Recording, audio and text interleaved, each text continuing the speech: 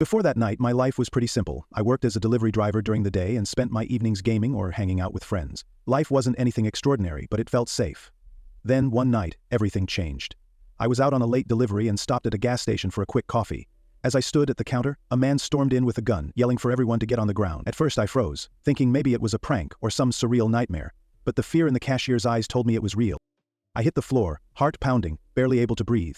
The man was erratic, waving the gun, shouting threats, and I kept thinking, this is it. I'm not walking out of here. Time felt like it had stopped. Every second stretched endlessly as I lay there, trying to make myself invisible.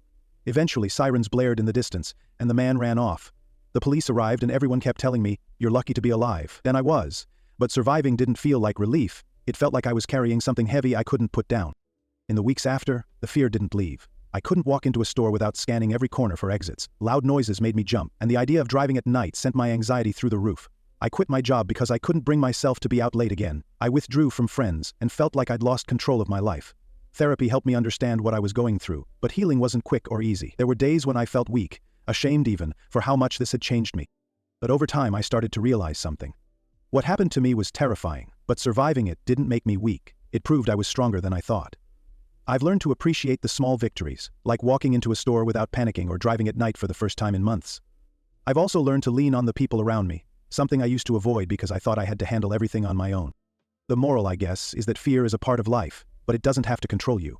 Surviving something traumatic doesn't mean you'll go back to who you were. It means you get the chance to figure out who you can become. And while that process is hard and messy, it's also proof that even in the darkest moments, there's still a way forward.